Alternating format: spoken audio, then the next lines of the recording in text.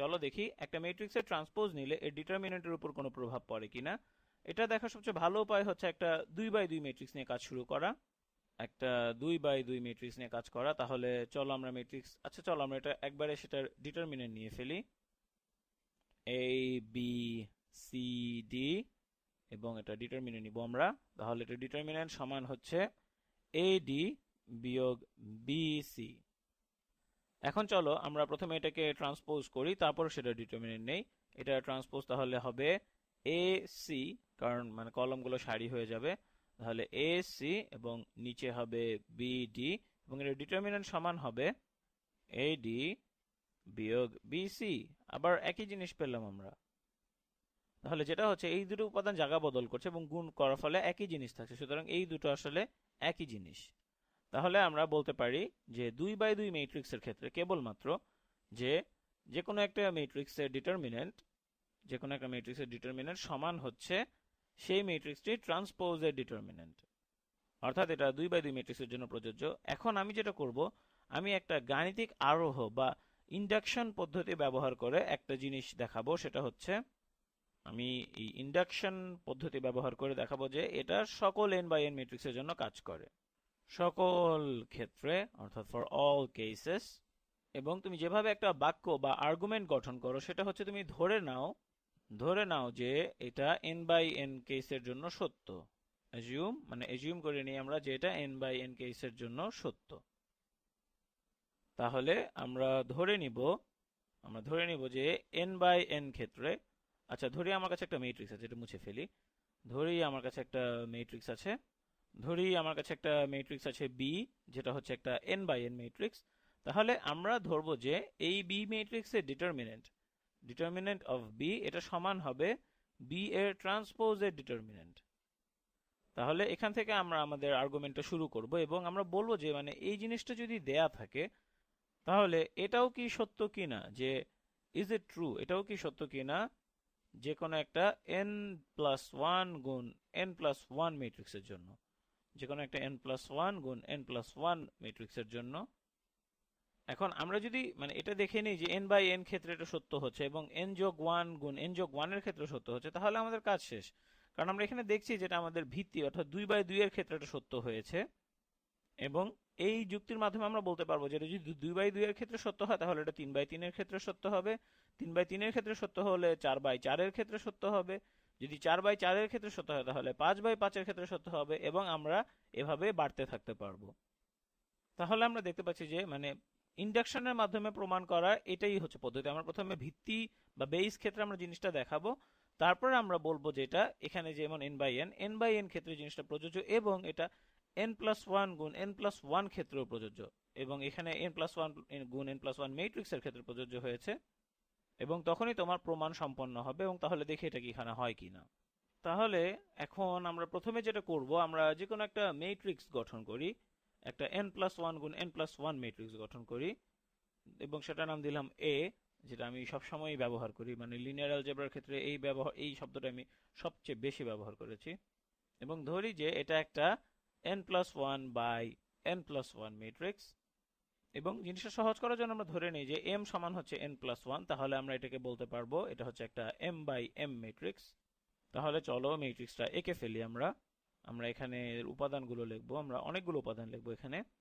তাহলে a11 a12 এভাবে করে a1m পর্যন্ত, কারণ আমরা দেখতে পাচ্ছি এখানে mটি কলাম আছে, যেটা সমান হচ্ছে n+1টি কলাম, সুতরাং এখানে আসলে n+1টি কলাম আছে।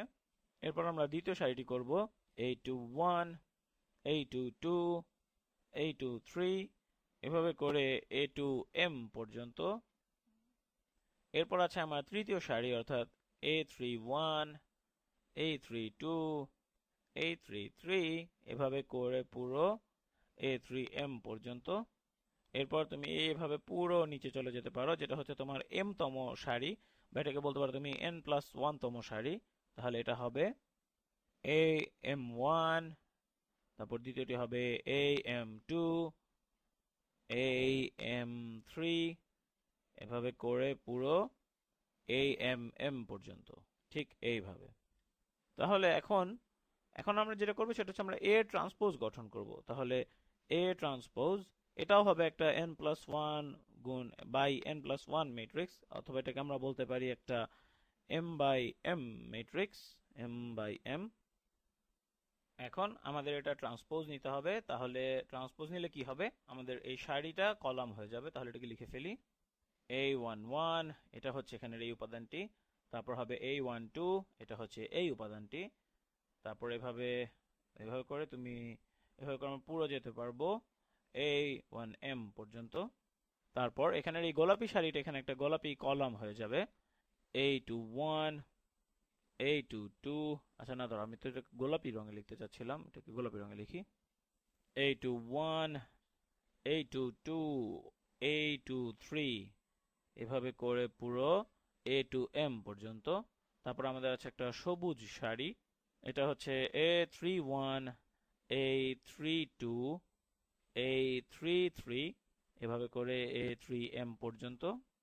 তারপরে এভাবে করে আমরা একবারে শেষ পর্যন্ত চলে যেতে পারবো কয়েকটা সারি বাদ দিয়ে। এখানে কয়েকটা সারি এবং এখানে কয়েকটা কলাম, এখানে কয়েকটা ডট ডট দিয়ে দিই। তাহলে am1 am2, এটা ছিল আমাদের এখানের শেষ সারিটি, যেটা এখানে এসে হয়ে যাচ্ছে শেষ কলামটি, am3, এভাবে করে পুরো amm পর্যন্ত। তাহলে আমরা আমাদের a এর ট্রান্সপোজ পেয়ে গেছি। এখন তাহলে চলো a এর ডিটারমিনেন্ট নিয়ে ফেলি। এটাকে তাহলে এখানে নিচে করি, এটাকে বেগুনি রং দিয়ে করব আমি। তাহলে আমাদের ম্যাট্রিক্স a এর ডিটারমিনেন্ট সমান হচ্ছে, আমরা তাহলে এই প্রথম সারি বরাবর কাজ করতে পারি। তাহলে এটা হবে, প্রথমটা হবে a11 গুণ ডিটারমিনেন্ট এর সাব ম্যাট্রিক্সটি ডিটারমিনেন্ট অর্থাৎ, এবং এটা হচ্ছে এখানের এই অংশটা আমি চিহ্নিত করে দিচ্ছি, এটা হচ্ছে a11 এর সাব ম্যাট্রিক্স, এবং এটাকে আমরা নাম দিতে পারি বড় হাতের a11। এই নোটেশনটা আমরা আগেও দেখেছি। তাহলে এটা গুণ হবে ডিটারমিনেন্ট a sub 11 বিয়োগ a12, এটার সাথে গুণ করব ডিটারমিনেন্ট এর সাব ম্যাট্রিক্সটি, এই সারি এবং কলাম বাদ দিয়ে, যেটা হবে a sub 12 এবং এভাবে করে আমরা যেতে থাকবো, আমরা এটার চিহ্ন কি হবে সেটা জানি না, সুতরাং আমরা এখানে -1 + 1 দিয়ে রাখলাম, তাহলে এটা ঠিক চিহ্নটা পাবো আমরা। এবং এটা গুণ হবে ডিটারমিনেন্ট আমাদের সাবমেট্রিক্স a1m এর, যেটার ক্ষেত্রে আমরা এই সারি এবং এই কলামগুলো বাদ দিয়ে দিই এবং আমরা শুধু এই জিনিসটা নিয়ে কাজ করি। তাহলে এখন আমরা a ট্রান্সপোজ এর ডিটারমিনেন্ট বের করব। আমরা আগেই দেখেছি আমাদের কোনো নির্দিষ্ট সারি ধরে আগাতে হবে এমন কোনো কথা নেই, আমরা যে কোনো একটা কলম ধরেও এগোতে পারি। আচ্ছা, আমি এই ব্যাপারটা একটু পরিষ্কার থাকতে চাই। দেখো, আমরা প্রথমেরটার ক্ষেত্রে আমরা এই সারি ধরে এগিয়েছিলাম এবং আমরা জানি যেটা কিভাবে, এই সারিতে যখন প্রথমটা করব তখন প্রথম সারি প্রথম কলাম বাদ দিয়ে বাকিগুলো থাকবে, এবং দ্বিতীয়টার ক্ষেত্রে দ্বিতীয় সারি দ্বিতীয় কলাম বাদ দিয়ে বাকিগুলো থাকবে, এবং তোমরা এটা জানো এটা কিভাবে করতে হয়। এবং আমাদের এ ট্রান্সপোজের জন্য আমরা চলো এই প্রথম কলাম বরাবর আগাই, প্রথম কলাম বরাবর এগিয়ে আমরা এর সাবমেট্রিক্স গুলো নিই। তাহলে এ ট্রান্সপোজের ডিটারমিনেন্ট সমান হচ্ছে a sub 11 গুণ হবে এর ডিটারমিনেন্ট। এখন এর সাবমেট্রিক্সের ডিটারমিনেন্ট, চলো দেখি সাবমেট্রিক্সটি কোনটা হবে। তাহলে আমরা যদি এই সারি এবং এই কলাম বাদ দিয়ে দিই তাহলে আমাদের কি হবে, আমরা এই জিনিসটা আমাদের বাকি থাকে, এই অংশটা আমাদের বাকি থাকে, এবং এটাই হচ্ছে তাহলে আমাদের সাবমেট্রিক্স। এখন একটা মজার প্রশ্ন হচ্ছে এখানের এই জিনিসটার সাবমেট্রিক্স এখানের এটার সাবমেট্রিক্সের কিভাবে সমান হয়।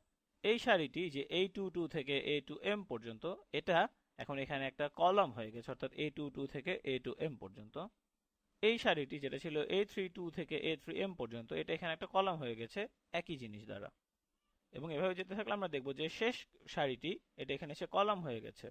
তাহলে এখানে আমরা যেটা ডিটারমিনেন্ট নিব, অর্থাৎ যে সাবমেট্রিক্সটি ডিটারমিনেন্ট নিব, সেটা হচ্ছে এখানের এই জিনিসটা ট্রান্সপোজ, অর্থাৎ এটাকে আমরা এইভাবে লিখতে পারি বড় হাতের a sub 11 ট্রান্সপোজ, এটা হচ্ছে a sub 11 ট্রান্সপোজ।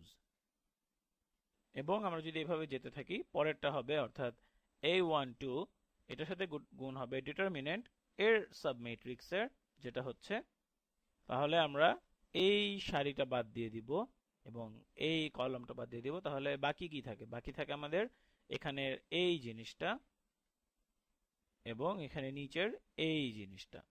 এখন এটা কিভাবে A12 এর সাথে সম্পর্কিত তোমরা দেখো এখানে যদি আমরা এটা এবং এটা বাদ দিয়ে দিই আমাদের শুধু এই জিনিসগুলো থাকে, এই জিনিসগুলো থাকে। এবং আবার তোমরা দেখো এখানের এই সারিটি হচ্ছে এখানের এই কলাম, এই সারিটি হচ্ছে এখানের এই কলাম এবং এই সারিটি হচ্ছে এখানের এই কলাম।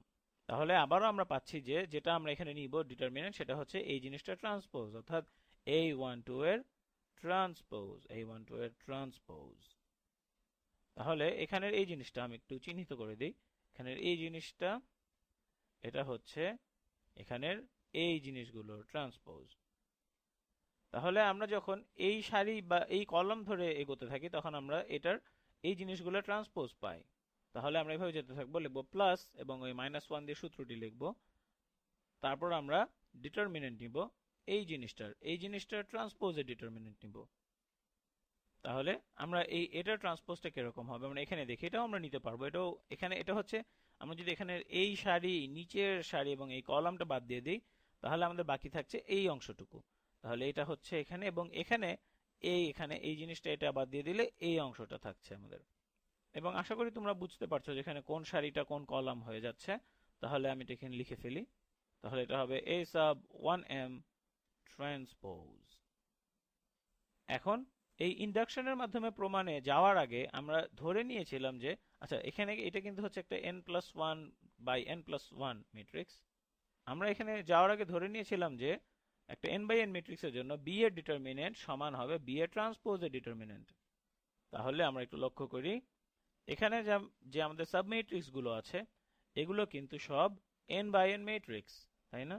এবং এখানে এটা হচ্ছে একটা n+1 by n+1 ম্যাট্রিক্স এবং এটার জন্য প্রযোজ্য। তবে এগুলো হচ্ছে কিন্তু n by n, তাই না? এখানে সবগুলো হচ্ছে n by n। তাহলে আমরা যদি n by n এর ক্ষেত্রে ধরে নিই যে এটার ডিটারমিনেন্ট সমান হবে এটার ট্রান্সপোজের ডিটারমিনেন্ট। লক্ষ্য করো এটা হচ্ছে একটা ম্যাট্রিক্সের ডিটারমিনেন্ট এবং এটা হচ্ছে তার ট্রান্সপোজের ডিটারমিনেন্ট এবং এরা অবশ্যই সমান হতে হবে।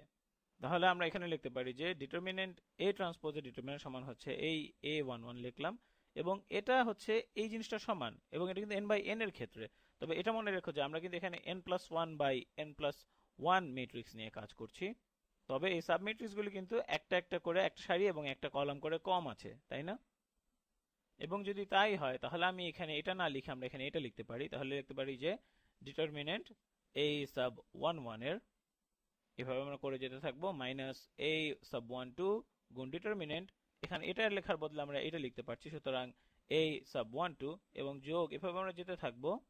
তারপর লিখবো plus -1 to the power 1 plus m গুণ ডিটারমিনেন্ট, এখানে এই জিনিসটা সমান হচ্ছে এই জিনিসটা এবং এই ইন্ডাকশন প্রমাণের জন্য আমরা এই জিনিসটা ধরে নিয়েছিলাম। তাহলে এটা হচ্ছে A sub 1m।